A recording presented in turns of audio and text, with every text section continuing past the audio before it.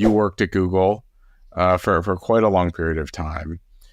What was your experience like with that? And then how do you think maybe the large tech experience is changing over time as it So relates to innovation? yeah, it's interesting. So I worked at Google for a while. When I left, it was maybe 7.5, 8 years at having been there.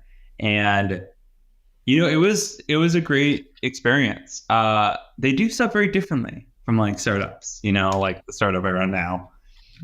And one of the big things is they pour a lot of money into research, both in kind of formal research. Like if you think about, machine learning researchers, like, the creators of TensorFlow 1, TensorFlow 2, like those type of true kind of like research breakthroughs. They pour a lot of money into that, but also they pour a lot of money into developing features and products that may or may not work out, right? So when I was on search, like, google.com, we would build a lot of stuff that sometimes like we didn't know if the user would actually want, or we would go incredibly deep into something that like wasn't really proven to have a need.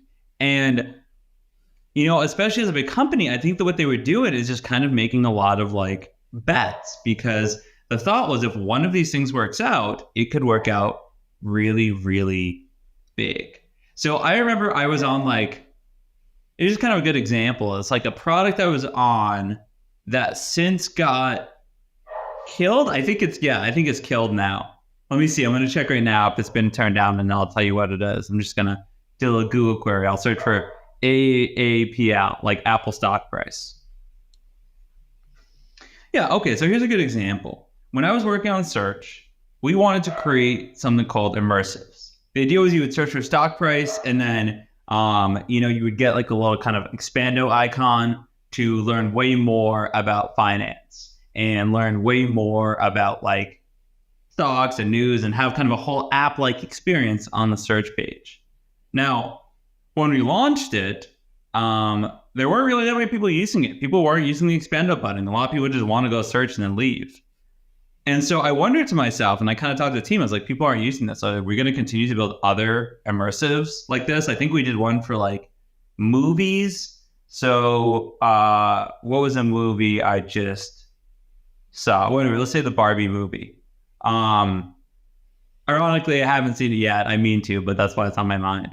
So there used to be an immersive experience here where you could click on it and then kind of explore everything about it. And now, people listening to this podcast can do it. And what you'll notice if you search for the Barbie movie or any movie, you don't have an immersive experience anymore. It doesn't function like an app. And the reason is we spent a lot of time building that. And, when it's at Google, it's not like you build a prototype, release it, see if people like, and then build it out. No. It's like you're writing like very detailed JavaScript, developing new libraries. Like I think TypeScript might have come out of some of this development. And you're doing it so it moves incredibly slowly, and it's taking a ton of money and a ton of people because you're making this bet. And the immersive didn't take off, right? They just weren't used. But what's interesting about this type of research is other things spawn out of it that do work. So if you search for the Barbie movie, what you'll see is at the top, there's like these kind of tabs and scrolls that you can do. Like I can click on the overview of the movie, show times, watch the movie, times, reviews, cast, things you might want. And all it does when you click on them is it just refines your search. So if I click on the word showtimes, it goes to Barbie Films Showtimes and issues a Google search for it and has a result. And so that's what they end up doing instead. They said, we're going to put buttons here so people can almost use it like an app. But instead of having a whole app-like experience for everything, it's really just going to be buttons on the search page. And so it's a funny thing when I think about it, because, I can see the things that I helped build and what they morphed into. And I'll point out a couple other things. And these are really easy for anybody to spot, but you just wouldn't think about that. When I search for a Barbie movie, the buttons are slightly pink. Like the reason is they actually go through the trailer of the film here and they look at like the majority color, which is pink because it's a Barbie movie. and then they insert that into the buttons to give it more of a feel. So if I were to search for like Oppenheimer, showtimes or whatever,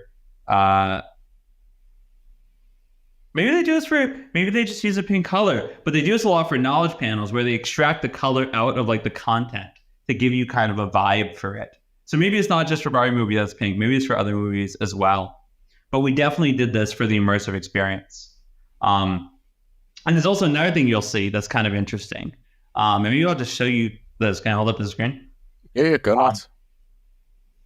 So if you look at that, do you see the buttons there? Overview, showtime, cast. Can you read that last one? Watch something. Yeah, right? It's cut off. This is another thing we started doing. Unresolved layouts is what we called them. So you're right. It says watch. You can't see the rest, but you know what that tells you? That you can scroll there. Because now you know that there's something to the right. Instead, if it fit perfectly and the end of it was watch movie, you would never know that you could scroll left and right to see more. So we do that a lot on the search page. It's kind of funny. We, as part of like the experiments, I would run this and we would see how doing an unresolved layout where something was essentially cut off by the left or right screen or the bottom was actually a really cool way to teach the user that you can scroll left and right with your finger or up and down to see more. Because other times people, like, things would just fit perfectly. You would say, okay, let's show 3 buttons on the page, just make them equal size. And then people would never know there's a 4th button. So I'm going to kind of back up and summarize this because it's kind of interesting. So they spent a lot of money building a product with immersive. Like, you can think about how much it costs for 10, 15 Google engineers to work on this for 6 to 9 months. It's a lot of money. It didn't really take off, but they spun out all the things that did work, right? The concept of unresolved layouts, this app-like experience. If you go to finance, right, it does have more of a finance experience, but that's actually for a little bit of a funny reason. There used to be a website, finance.google.com, which was used heavily. And so they wanted to kind of introduce something more on the search page that was kind of like that. So they took the best parts, they kept it forward, and now you have a better product experience. So that's something only a huge company can do. And it's something that only works when they have, I think they tout somewhere around 5 to 10 billion searches a day. I think that's their public number for Google. That only makes sense when you have that many queries, because otherwise it is not worth it to put up that level of effort and do that investment to make these experiences.